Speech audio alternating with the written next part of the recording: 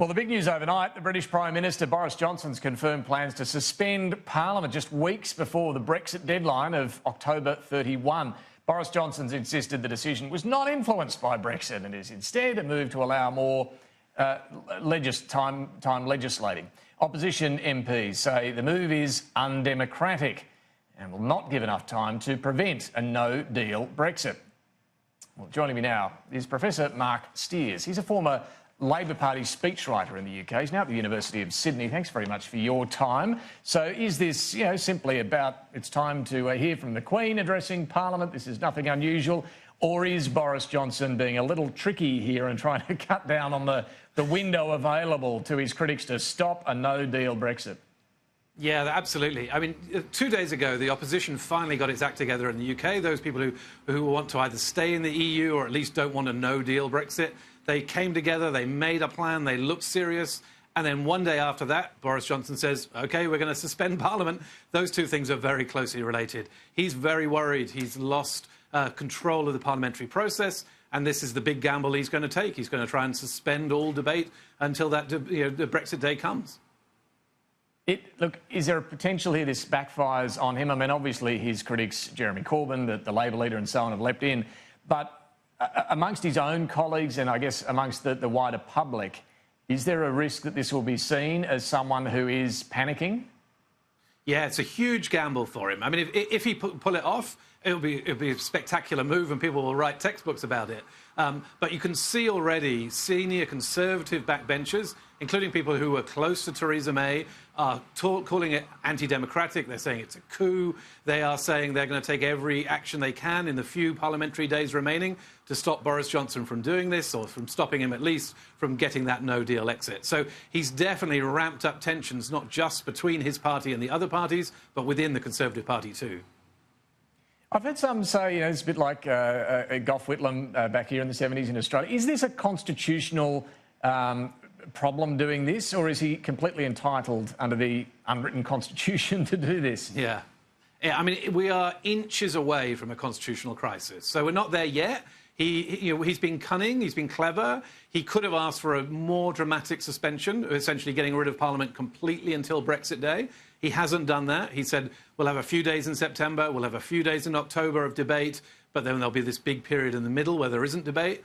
And that's just kept him on the right side of the Constitution or the right side of the law. But it's touch and go. And there are very senior, serious politicians in Britain, denouncing him as a tinpot dictator. Nicola Sturgeon, the First Minister of Scotland, very senior post in the UK, saying this is the death of democracy. Now, these are very dramatic statements from proper politicians, not from rabble-rousers on the streets. So, we're close to the edge.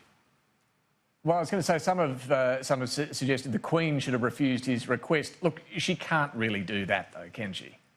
No, that's right. I mean, the Queen can't really refuse unless, she's absolutely sure that this is unconstitutional. She will have taken advice in the weeks preceding this. She'll have known it was coming or something like this might be coming. And she'll essentially side with her Prime Minister in almost all conceivable circumstances. So when Parliament does sit, I mean, how many days are there? How small is this window now for a no-confidence motion potentially against Boris Johnson or another motion to stop a no-deal Brexit? Yeah, I mean, essentially, when next week, when Parliament comes back, the Remain vote or the anti-no-deal vote is going to have to act very, very quickly. The window is even smaller than it looks on paper because they've got to grab hold of the agenda first.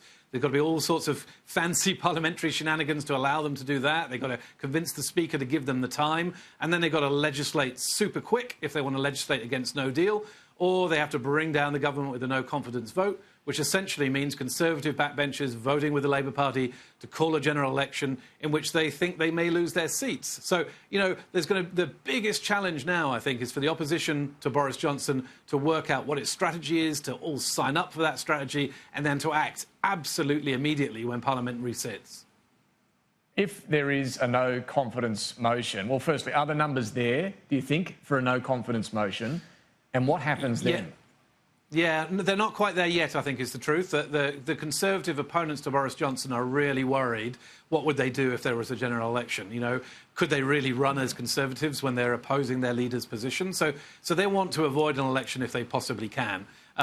But having said that, his majority is tiny. It doesn't take very many of them to say, game's up, let's just switch sides.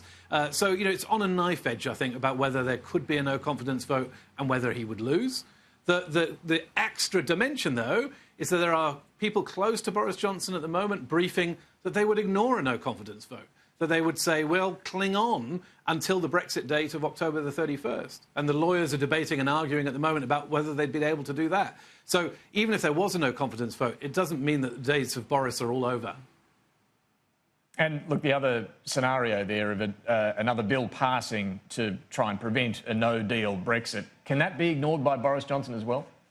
No, I think that's the most likely strategy that the opponents of Boris will take, that they'll try and legislate against no deal, to say if October the 31st comes and there's not a deal signed, Britain revokes Article 50, meaning it stays in the European Union. I think that's doable legally. Politically, it's very, very difficult because, you would essentially be saying we're ignoring that referendum result.